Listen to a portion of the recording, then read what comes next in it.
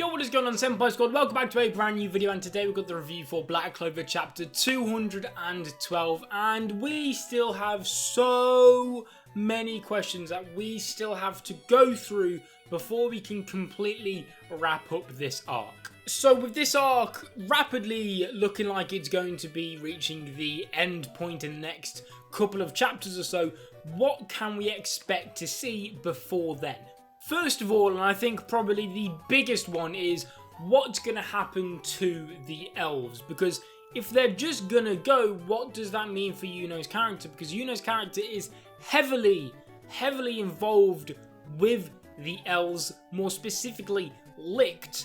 And if the elves are just going to go poof and all just go again at the end of this arc, then is that potentially a missed opportunity on some growth on Yuno's side? Now, obviously, Yuno's had a lot of growth already in this arc, but I feel as though there's still something major that needs to push him a little bit more, because although he's had the good development he needed, he still needs, in my opinion at least anyway, a lot more.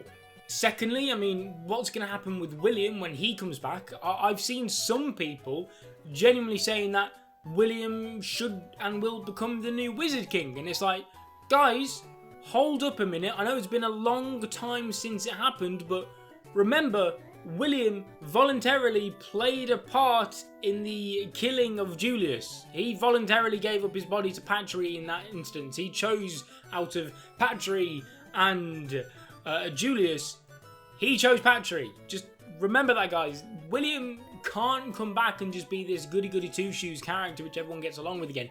He needs punishment. He needs to be stripped of captaincy. Probably needs to be stripped of any Magic Knight robe, full stop, and probably be chucked in a jail cell for some time. That and interrogation. That has to happen, in my opinion, to William.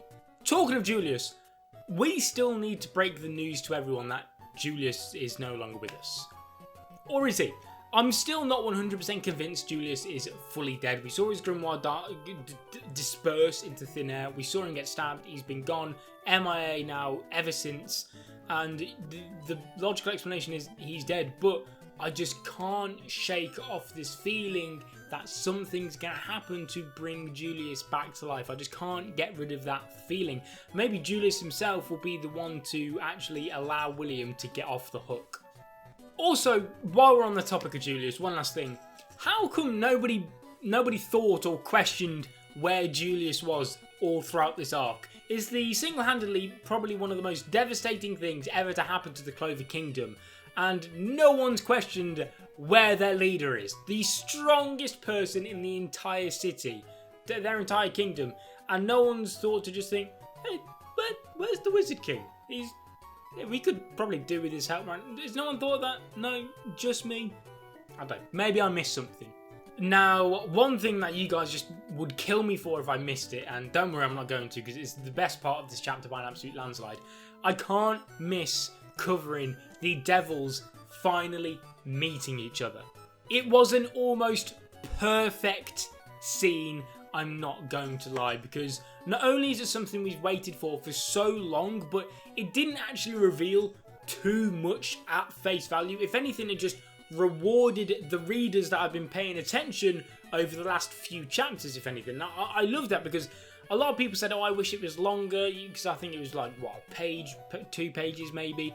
And in my opinion, I think if Tabata's really planning on making this like the meat of the story and keep on having the devils be essentially the main antagonists throughout the entire series, then I think this was perfect, because, like I said, it didn't reveal all that much. It kept it answered a question, but didn't really. And if anything, just created more questions, which is going to keep the reader engaged throughout the series. We've been waiting so long for this moment. Well, now that this moment's come, it's made us wait for even more moments later on down the line. And I think, as far as the chapter goes, without a doubt, that made the chapter. Like, if that never happened, this chapter would have been, dare I say it, boring as anything. But God, seeing the devils finally meet, like, like you guys know, I wasn't a fan of towards the climax of this arc, but just seeing that scene, it made me happy. I think that's the best thing that can come from it.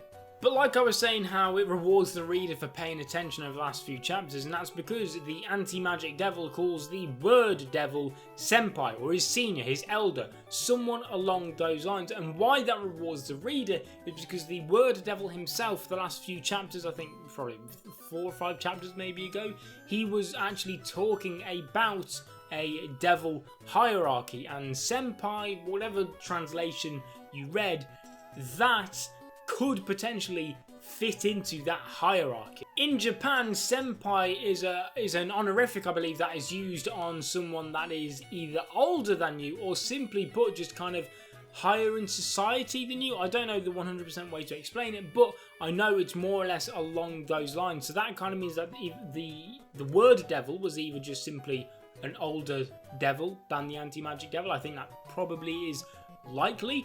Considering the word devil had no idea who the anti-magic devil actually was, but at the same time, he could be higher up in the pecking order than him. And again, potentially that could be the case, but I just thought it was interesting to take away because it gives us a bit more insight into the lives of the devils, how the devil system works in the other dimension, and a little bit about the anti-magic devil himself, knowing that he may not be a big bad well-known devil in his dimension. Now, what I'm going to say next is purely just my own headcanon throughout how the devil's been going on throughout this arc. There's nothing confirmed about it, it's just how I've perceived it all and my little theories about it, so I thought I might as well share anyway. You guys might find it interesting, you might even share the same thoughts as me. All throughout this arc now, I've started to get the feel that the word devil's dominance is actually just all an act, and I think the reason he's actually doing this to the humans, and more specifically the elves, is because quite simply he can. He had a god complex, he needed to fulfill said god complex, and in order to do that he went and did it to the elves because simply put he couldn't do it in his own dimension, because in reality he wasn't actually all that, and if he tried to take over and become this god in that dimension, he would have been, like we saw, just absolutely poofed out of existence by more powerful, stronger, older, higher up demons. It's kind of like, imagine you got a little kid playing games, like a little kid looking down on a bunch of ants on the ground. In his own world, that kid may not be anything special. He'll be extremely low down. He's just like a little 10-year-old. He's nothing special at all, or even lower than that. But to those ants, he is the most terrifying being in existence. And I think essentially that's what the word devil wanted to be. He was the child, the elves and the humans being his ants. However, in the end, he was defeated, and as the arc went on, his true colours started to show. He started to show fear, and he quite literally felt despair. And this tiny little panel right here is probably my favourite panel in the entire chapter, because it gives us a look in his eye that quite simply we've never seen before. You can see in this panel that he is feeling nothing but fear, despair and hopelessness. The anti-magic devil, who seems to be an absolute nobody in his dimension, like I said earlier, the word devil didn't recognise who he was no one significant in that case, but he still managed to quite literally just Thanos snap him out of existence there and then. And then one other reason why I don't actually think this devil was quite all that compared to all the rest is because if you look at it from a story perspective, I just don't think that Tabata can have him be like that. You can't have the word devil be this kind of like top of the range demon this early on in the story, because it just creates nothing but problems later on down the line in the stories. We've seen it countless times in other shonen. That Tabata can't let that happen. Again, this is just another theory, me just kind of imagining about the future of Black Clover, but I can imagine a scene in the future where maybe a time skip's happened and another devil finally arises, and then you got people like Asta, Yuno, probably Yami, all these people facing off against the demon again, and they're probably thinking, you know what, we faced your kind before, you can't surprise us this time, and guess what, we beat you then, and we're a hell of a lot stronger now. So they'll be going into the fight full of confidence.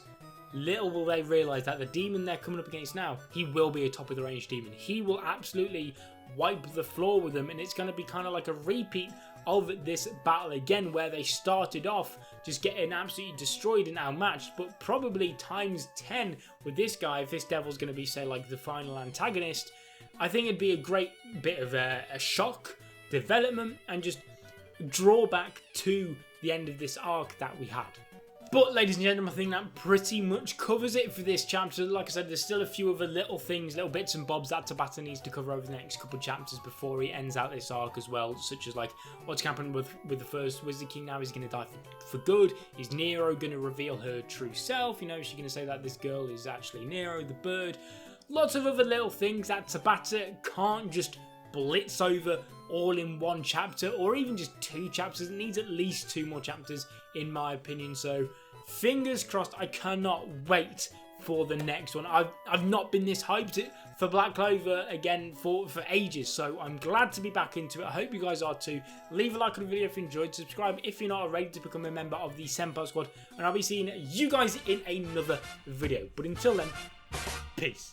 執着の地を焦がす寡黙なものをおびき寄せられた神々の化身恐れを知らぬ剣が貫く目指す場所とはまだ見ぬ定め近づいてくる決戦の時